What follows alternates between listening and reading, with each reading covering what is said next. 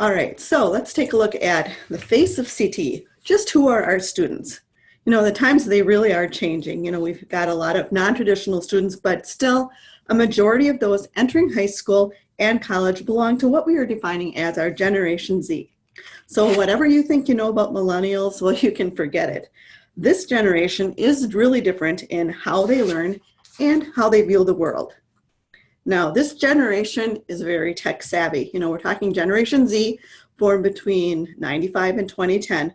So while the millennials were seen with perhaps 2 screens, Generation X can go between things like 5 screens. Think phones, tablets, computers, gaming devices. You know, they can multitask between all of them, and they also tend to have shorter attention spans.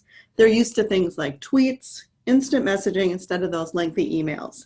Now, research from Microsoft has found that the human attention span is shortening. At just 8 seconds, they say it is now shorter than the attention of an average goldfish. In 2000, it was 12 seconds. So as educators, how do we work with the goldfish? While it introduces some challenges, it also creates significant opportunities.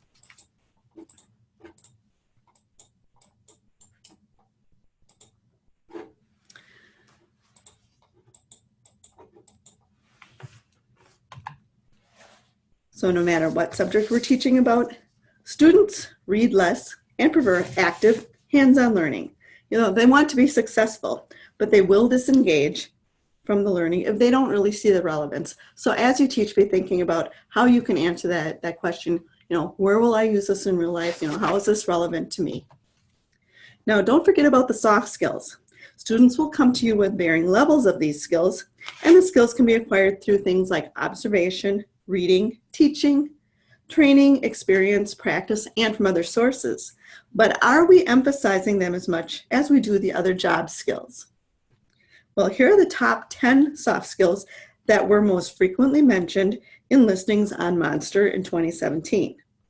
Now, a widening gap is being noticed between the expectations of companies during the employment process and the performance of job applicants in the area of soft skills. Now, soft skills not only enhance employability for candidates, but they can contribute overall to a company's success. So for students going into health occupations, soft skills are really key. One important one that we're going to focus on today, of course, is that soft skill of empathy. So why geriatric sensitivity? Well, over the past 20 years or so, we've spoken to numerous educators and professionals. One of the concerns that we hear over and over is the difficulty of teaching these soft skills, like geriatric sensitivity, of which empathy is an integral part. After all, whether you're training future healthcare workers or even helping young people understand what it's like to be an aging adult, we all know that these skills are important. So here's a helpful visual for understanding our geriatric population growth. And you can see that as we go into the year 2050, there's just enormous growth as that baby boomer population ages as we go. So according to the Bureau of Labor Statistics, many of the occupations projected to have the largest job growth involve geriatric patients. Occupations such as personal care aides, RNs, home health aides, nursing assistants, CNAs have enormous potential. Now we're seeing tremendous growth also in the number of health science pathways such as CNA certifications moving to that high school level, and we know that those students are going to go right into working with those geriatric patients. Now, if you look at this list of the top 10 skills you need for working in a nursing home, most of them involve direct patient care.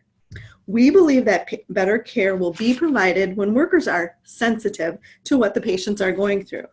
Now, compassion and understanding are key to providing care for geriatric patients. So if you walk in the shoes of an older adult, you're much likelier to provide more appropriate care because you'll understand the challenges that daily tasks can be.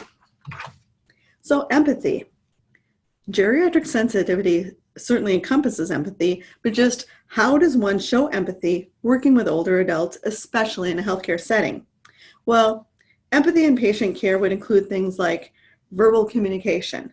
Are you really listening to them? Or understanding those important nonverbal cues. You know, pay attention to what isn't being said. Spend time with patients. Don't rush them. Make them feel valued. Provide care like you mean it. Be genuine. So number 1, introductory activities. Here is our first recommendation for teaching geriatric sensitivity to your students. Use introductory or icebreaker activities to engage students in the content and capture their interest. Remember, Generation Z students want that memorable experience. Experiential education has value far beyond building the kind of soft skills, social skills, and work ethic and practice expertise that are important on the job. Experiential learning can also lead to a deeper meaning of subject matter than is possible through classroom study alone, a greater capacity for critical thinking and application of knowledge, and even an increased ability to engage in lifelong learning, including that learning in the workplace. So remember, you are creating an experience. Set the stage for the experience by introducing the concept of empathy in a simple way based, have students consider their previous experience with the concept. This is the approach that all the simulators and task trainers from RealityWorks come within our curriculum. Right in the lesson, the very first part of our lesson plan template is called the focus section, where we start each lesson out with a short but engaging way to get your students engaged in topics like empathy. So here's an example of an empathy self-assessment activity that's found in our geriatric simulation experience curriculum. Now, while this one is ready to use for you, it's not difficult to create your own, incorporating just a few key reflection questions for your students to consider about their own level of empathy in various scenarios. So number 2 is content. And this is the second area for consideration in teaching empathy and geriatric sensitivity and how the content is presented to those Generation Z students. So again, how do we teach this generation? Well, we need to consider modifying what we do. Get rid of those 50-minute PowerPoints, or if you have to use them, incorporate quizzes, activities, or perhaps hands-on demos every few slides. Provide them then more than just the textbook. Things like videos, online activities, group work, and models work really well with the Generation Z group. Use a variety to keep their attention and, of course, give them that experience. Be flexible in your teaching methods and the way you communicate with students. Communication is really key to instructors and to students. Now, there are multiple ways to provide content. The key is keep it short and change it up. So you could do things like tell a story, answer a question, again, where will I use this in real life? You could ask questions at crucial moments. What would you do if? Organize your presentation into clear points, or design your PowerPoints for education, not distraction. And of course, don't read specifically from the slides. Make your students practice listening to another. Use the think, pair, share method. Think about the content presented, pair those students up and then have them share with each other. And again, use visuals to help ground those abstract ideas. Number 3, discussions. Meaningful discussions relating to geriatric sensitivity are really an effective classroom tool. Now we'll discuss a few topics that are helpful for generating that thoughtful reflection and dialogue with those Generation Z students. First of all, discussions in class are a time where we can work on those soft skills like empathy or communication. We need to encourage students to communicate with each other. It promotes things like teamwork and confidence in communicating with others, especially older adults. Now, students might not like to do group work, but they might seem more receptive. It's shorter in time. Again, you could pair and share. We need to try to provide a student with a scenario that causes them to think critically and also that challenges them. So countries around the world treat their aging population very differently, and that leads to really rich and interesting discussions about aging around the world. One activity that you could do with your students is have them choose a country. They could research traditions and beliefs along the aging population for that country. For example, East Asian countries like Japan or China have a long history of respect for elders based on Confucian principles. With so much of society glamorizing youth in the media, it's important to learn what we can from the traditions of others and understand the value and experience our aging population has to offer us. There are many ways you could involve community that can enrich the conversation around that geriatric sensitivity topic. You could bring in a panel of local professionals involved in geriatric care for a class discussion. You could find perhaps a nursing home director, a certified nursing assistant, a dietitian, activities director, and others that work directly with the elderly, perhaps on a daily basis. You could have students come up with a list of questions they'd like to ask. Part of the focus could even be career exploration on these types of related occupations. You may have students that really enjoy working with the geriatric population, so any career exploration you can build into your lessons is always a great tie-in. Now, don't forget to have your students think of the questions ahead of time. But again, you could use this activity certainly for career exploration. Reflection. Journaling is an excellent way for your students to reflect on any topic or experience. And if you're able to have your students participate in a simulation activity regarding geriatric conditions, having them document what they're thinking and feeling can be very powerful. So here are some great discussion questions. You can also ask students after they've had the opportunity to perhaps try some simulated activities. These could be ones that you've created yourself, or even using a geriatric simulation suit that we'll speak of in a little bit. But here are a few suggested discussion questions. One of my favorites is, how has the experience changed their feelings or behavior towards elderly individuals? You know, what has that walking the shoes experience done for them? Here's tip number 4, experiential learning tools. So now we're going to take a look at a few experiential learning tools for geriatric sensitivity specifically. Now, again, remember, those Generation Z students like that hands-on learning. So wearable models.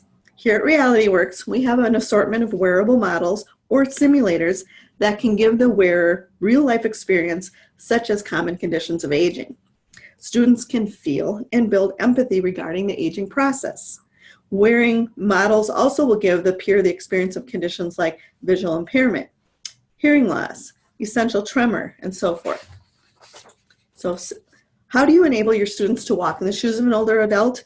And that's where those age simulation suits and activities can be so very effective. And research does back up the efficacy of those types of tools and activities. Now, there was a study at a university at Würzburg, Germany, on the effectiveness of age simulation. For instance, some of these statistics we thought were very, very strong.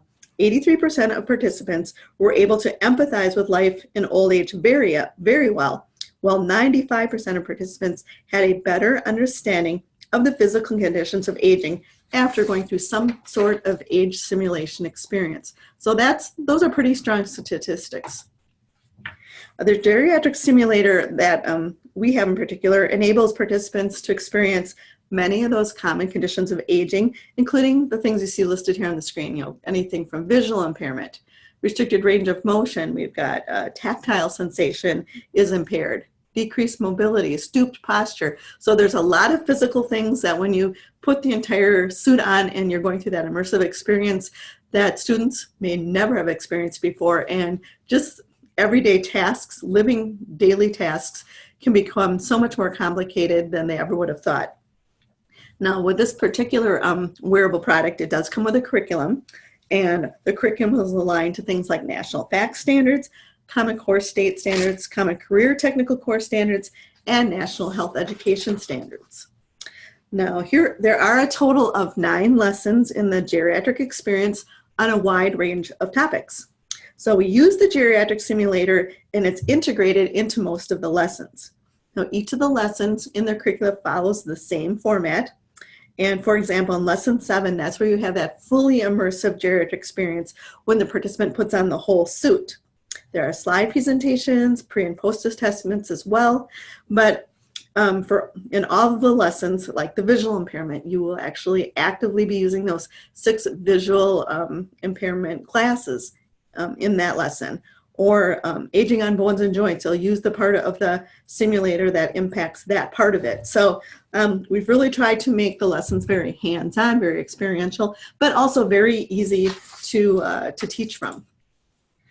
Now you can even extend the geriatric experience with a trio of brand new simulation experiences. We get some of our very best ideas from teachers in the classroom, and that's where the next 3 that I'm going to tell you about came from. Our geriatric sensory impairment kit includes hearing impairment simulator, an arthritis simulator, and a tremor simulator. Now, the hearing impairment simulator gives you a chance to see what it's like to live with things like tinnitus, that awful ringing in your ear, high frequency hearing loss, and even general hearing loss over time. There's also a dementia component with unintelligible, confusing sounds that students listen to. The tremor simulator will give you the experience of what it's like to live with a Parkinson's-like hand tremor and doing daily activities such as eating or writing or even getting dressed. The arthritis simulator has a wearable apparatus for each hand that replicates that moderate to severe arthritis, making it really difficult and somewhat painful to do things like grab, twist, pinch, or use your hands in general. And each of these three simulators does come with a curriculum, and the lesson uses the simulation experience in the curriculum. So for visual impairments, we have 6 different visual impairment classes that make it easy to experience common conditions older adults might face: glaucoma, macular degeneration, cataracts, diabetic retinopathy, retinal detachment, and retinitis pigmentosa. About 65% of people who are visually impaired are over 50 years of age, and 82% of people living with blindness are 50 and above. So those are some pretty amazing statistics. Participants will learn about each of the different conditions and then try on each of those visual impairment classes and try a series of daily tasks. They're recording the thoughts of how this would impact their daily life as an older adult. Now, if your budget does not allow for something like this, you could create your own using sunglasses and Vaseline to create that cataract experience of your own.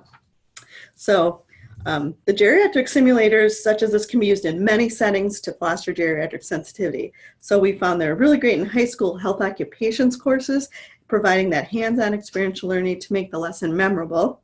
We're also finding interest in post-secondary courses for healthcare such as nursing, CNA training courses taught in high schools, community colleges, or even on-site nursing homes find it a very effective tool as they onboard new people. You can also use it for in-service training for assisted living facilities. Public health organizations and community education groups can use this as a way to engage the community or general public to learn about geriatric issues. So sometimes you've got those educational fairs and you could set up a booth, and we've had some have great success drawing in a lot of interest with those simulators in their booth. So number 5, now we've come down to our learning lab ideas. The 5th idea is to teach geriatric sensitivity to those Generation Z students using learning labs. We're going to share with you now a few ways that you could create your own learning labs in your very own classroom. So let's begin with a few quick and easy, low fidelity ideas for helping students develop compassion for the elderly. In-class simulation exercises that use those basic household items to simulate age-related impairments. So here's a few ideas. Wearing several pairs of thick gloves while writing, tying a shoe, or buttoning a shirt could simulate hand conditions, or even wearing thinner gloves while filling pill bottles can simulate tactile sensation loss, or even a feeling of arthritis and loss of dexterity. Wearing glasses smeared with soap or Vaseline to simulate cataracts, as we shared earlier, can be very easy to do. Or you could even wear glasses made of the wrong prescription, or wear sunglasses indoors to simulate things like macular degeneration or glaucoma. You could breathe only through a straw.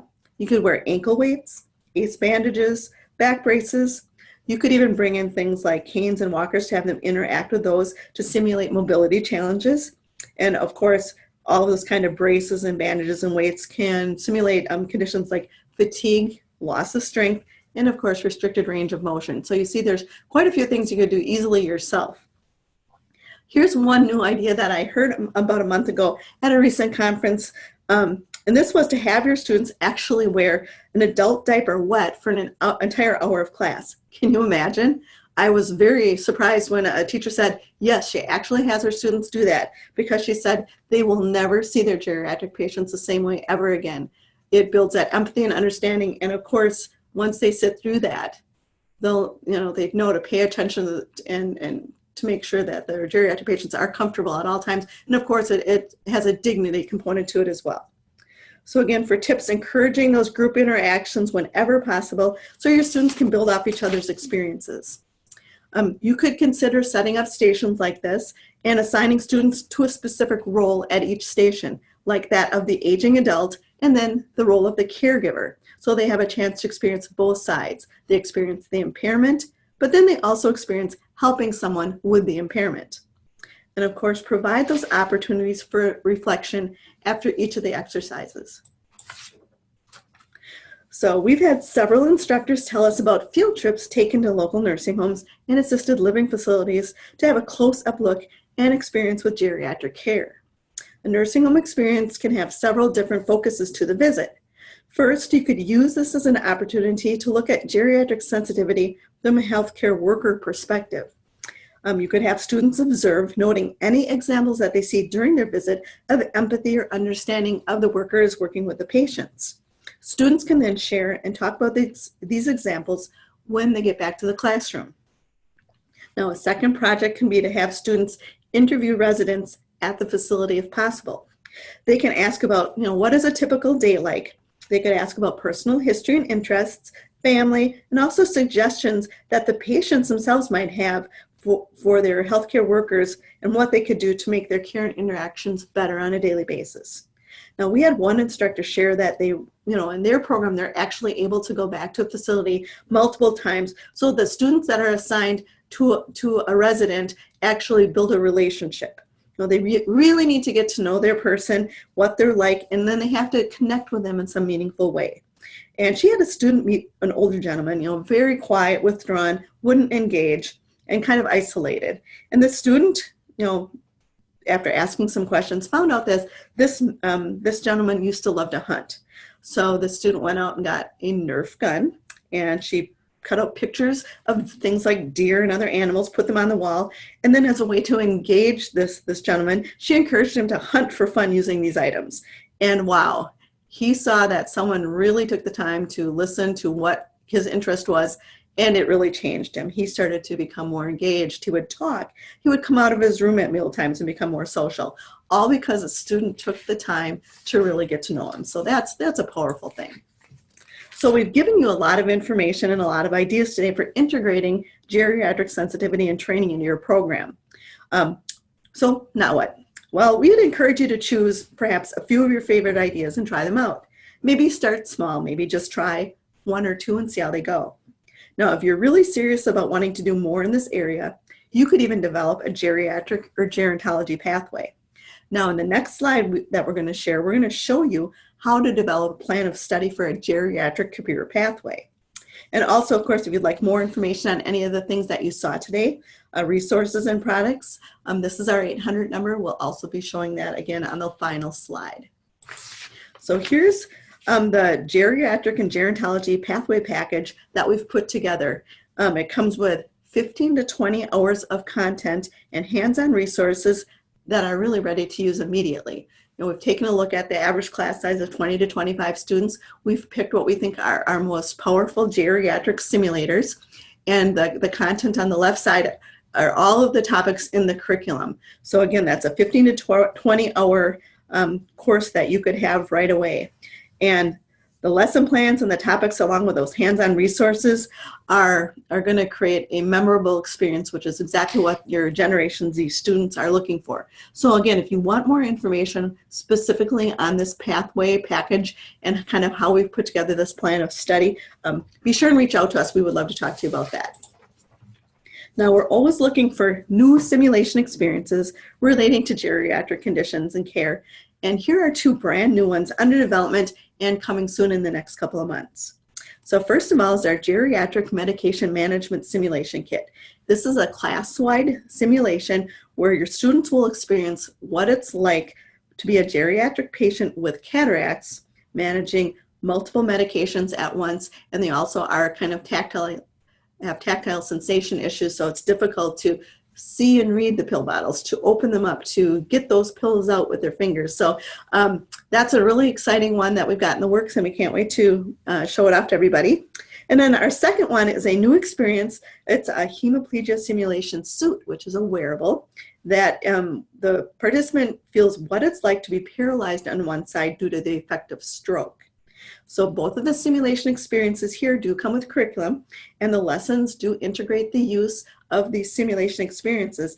And the content from those lessons could easily add another 2 to 4 hours of content to a geriatric course or pathway. So if you combine these with the previous slide, you would have 25 to 30 hours of content, which would be a great and easy way for you to kick off that type of pathway. So at this time, we would like to turn it over for questions. All right, everyone, at this time you can go ahead and Denise is going to answer any live questions that you have about the information that she shared with you today, any of the new products, maybe that pathway package that we just discussed.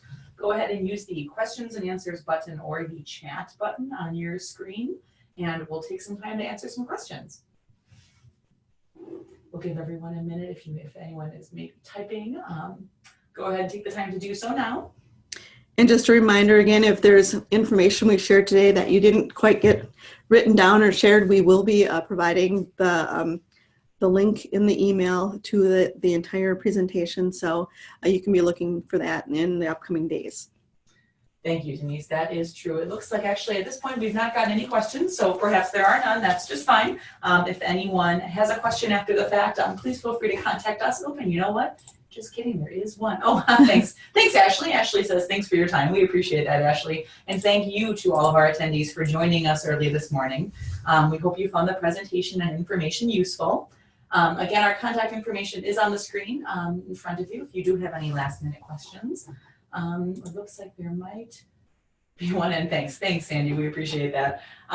Thanks again for joining us, and we hope everyone has a great rest of your Wednesday. Thank you.